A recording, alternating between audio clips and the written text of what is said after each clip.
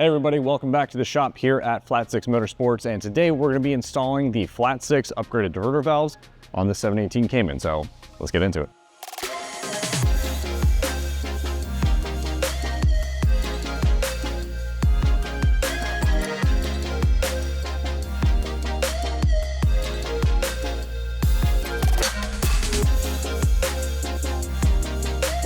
So the 718 Cayman and Boxster comes with a single diverter valve, and our Flat 6 diverter valve kit does come with our billet aluminum diverter valves, and it does have an adapter for the vacuum line depending on the application. So it's a pretty easy install to do, especially if you're already changing out the air filter. So let's go ahead and get on this car and we'll show you how it's done.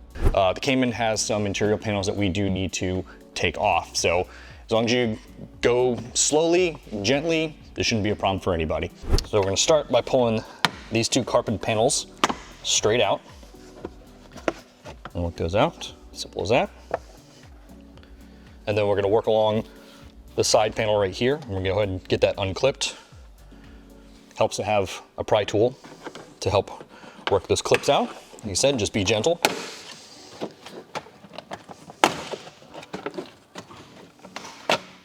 And the panels will come right out. All right, now once you have the side panels off on either side, you can go ahead and gently pry up on this center panel, and this will kind of come up in one unit.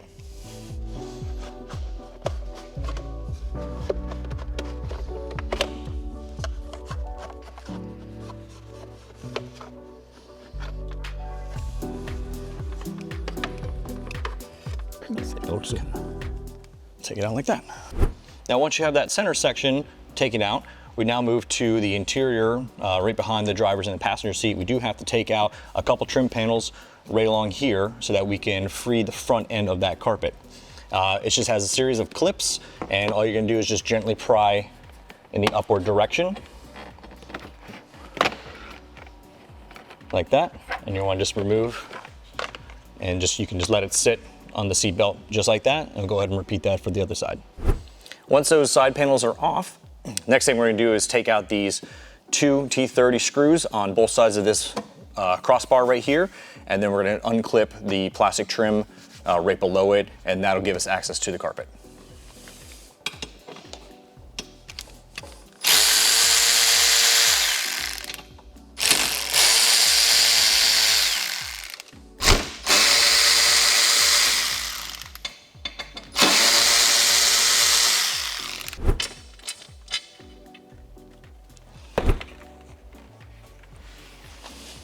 Now, once you have the trim panels on both the center rear and the center front of the carpet out of their way, you're gonna have to get into your trunk, and we're gonna go ahead and lift this carpet up out of the way.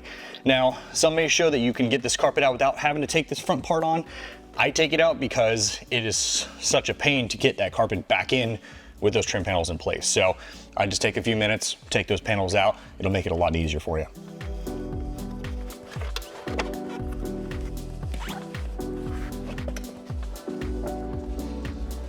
And there you go.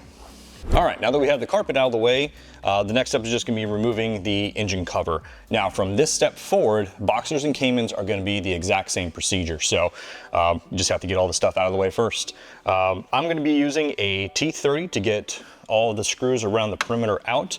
I just use an electric ratchet, but for two of the bolts up near the front, you're gonna need something smaller to get underneath the bracket to take it out. So we'll just go ahead and use that.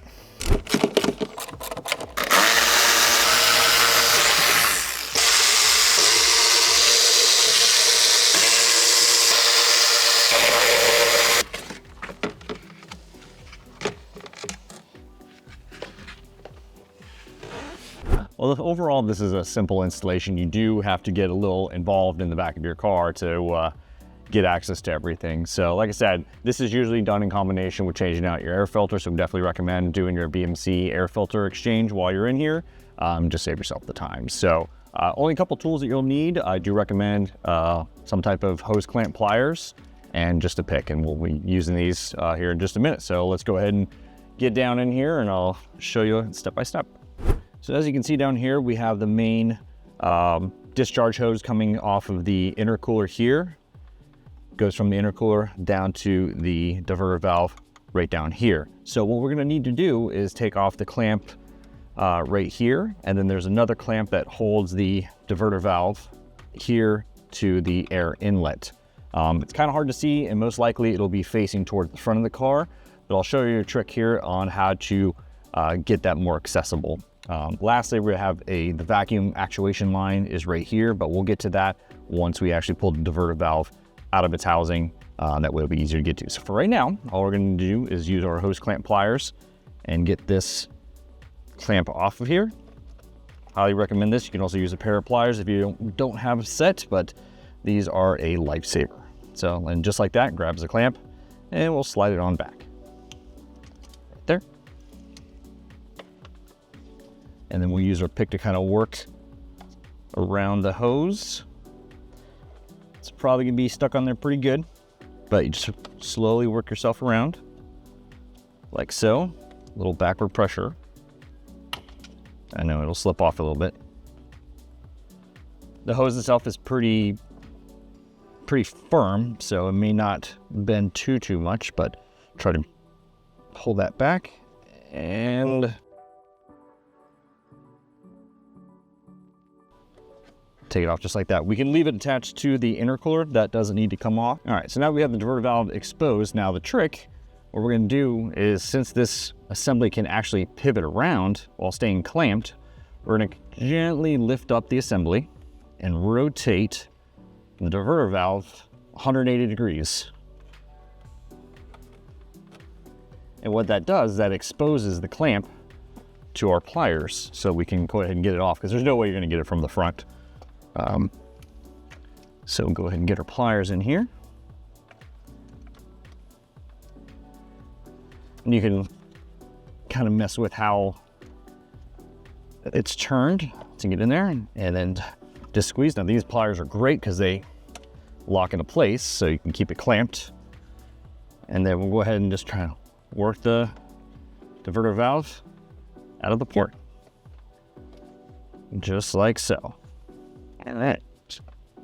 And so we'll just leave those pliers on there because we won't need those for anything else at this moment. So once again, we'll use our pick to gently get the vacuum line. And this one's actually not too bad. And we'll just pull it off just like that. So there's the vacuum line, and here's your diverter valve. As you can see, it's all made out of plastic. So this is primarily why we replace it, because the valves inside are plastic components. They tend to fail. They don't hold increased boost levels. And just, you know, not a great part. Okay, and you can see the differences between the two assemblies. So we got the OE plastic assembly here, and then we have our billet aluminum assembly here. So similar designs, but actually a lot beefier, a much bigger valve internally. The components of the valve are a higher quality. So they'll be able to react quicker, hold up longer. I mean, you don't really need to rebuild these. Probably 8-year life cycle on the rebuild, which we also have parts for.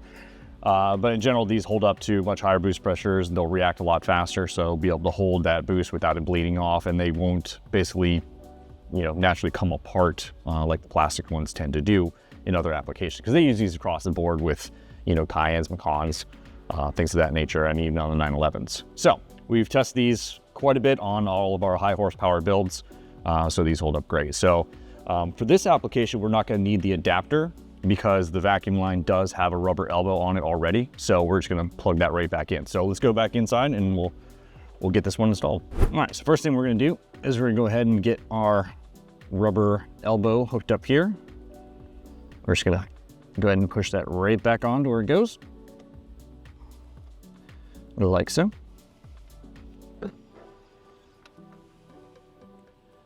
And so now, since our hose is still clamped,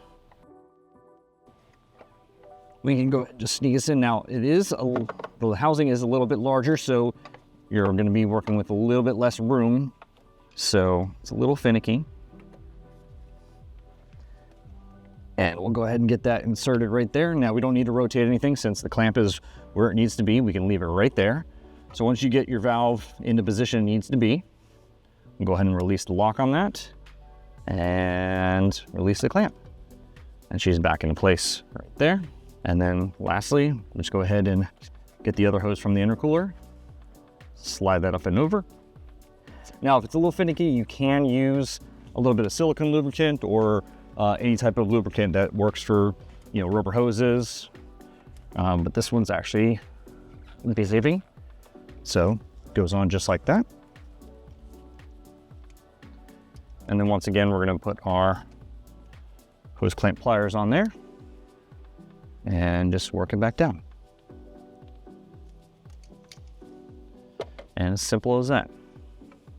Okay, and just double check your fittings. Okay, vacuum line's on there, good. That's on there, good. As you can see, everything is connected, and if you ever have to get back in here for whatever reason, it makes it that much easier. So everything's back together, and that's it. So I hope you enjoyed the video. If you want to get a diverter valve for yourself, we have it for the Cayman as well as a bunch of different Porsche applications. So check us out on flat6.com. See you in the next video.